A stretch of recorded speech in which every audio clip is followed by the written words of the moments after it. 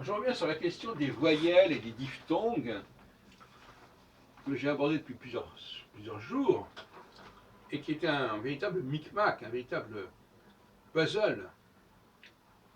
Alors, la question qui se pose, c'est ce que j'ai appelé la question de l'alphabet phonétique. C'est-à-dire, à quoi doit ressembler un alphabet? Quel est le nom des lettres, notamment des voyelles, qui est le plus approprié, le plus adéquat?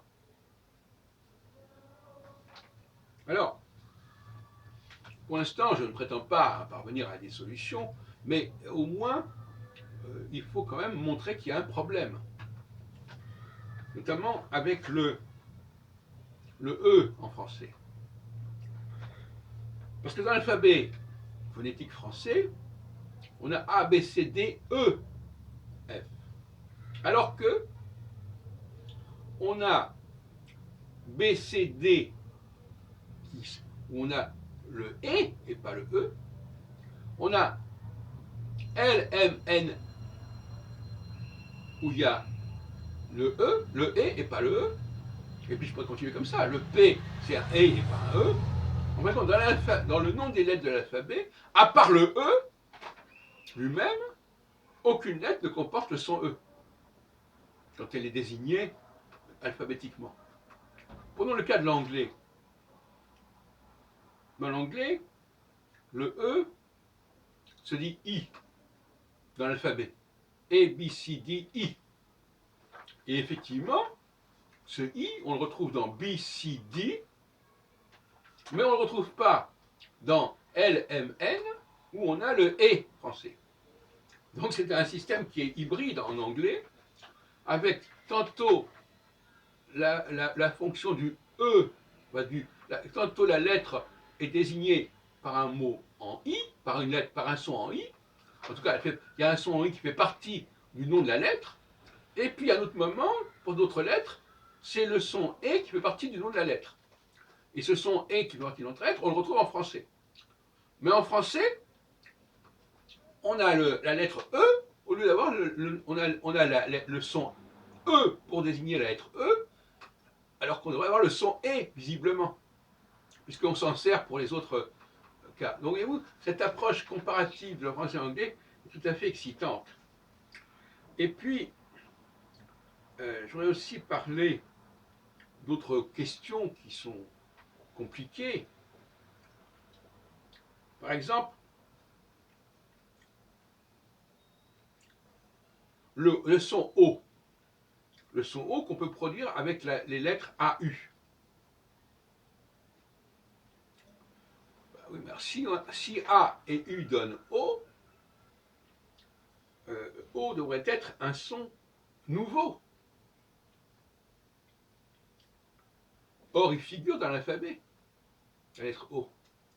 Donc il y a un souci.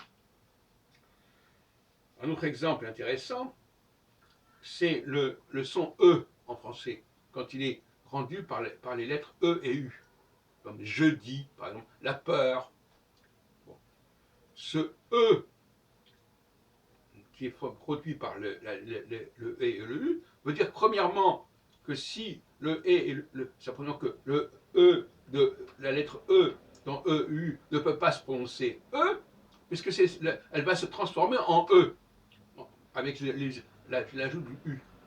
Donc ça serait absurde, ça ne serait pas logique. Certains diront, comme Alain Ray, qu'il ne faut pas chercher la logique dans les langues, mais ça, je me laisse responsabilité de ses propos. Et donc, on a un certain nombre de problèmes de ce genre, de même que, par exemple, AI en français, qu'on retrouve d'ailleurs en anglais, dans mais, par exemple, ou à Y, on a la lettre A et la lettre I, on prononce E. Donc, E est une lettre, est un son de synthèse, un son de deuxième niveau, comme je l'ai expliqué. Il y a un premier plan et puis un deuxième plan où on crée quelque chose de nouveau. Donc, les sons de base peuvent se combiner pour produire des sons nouveaux et pas des sons déjà existants au départ. Voyez-vous ? Tout comme par exemple pour le OU, OU. Alors si on a OU pour prononcer le OU, ça veut dire que le U ne peut pas vouloir dire OU. À ce moment-là, ça veut bien dire qu'on a raison en français de prononcer la lettre U, U. Puisque si ça se prononçait OU, on n'a pas de raison d'écrire OU pour dire OU. Et je rappelle que les Anglais disent you. Ils emploient la forme française. Ils utilisent une forme française en OU. Normalement, ils n'ont aucune raison d'utiliser le OU. Alors, voilà un certain nombre de questions qui sont ajoutées aux éléments que j'ai fournis jusqu'à présent. Par exemple, few. Few. En français, on a peu. Peu. Peu a donné few en anglais. Bon. Donc, few prononce le U français you, qui est d'ailleurs la prononciation dans l'alphabet anglais. A, B, C, D, P, Q, R, S, T, T, U. Donc leur U, ils le prononcent you, bizarrement.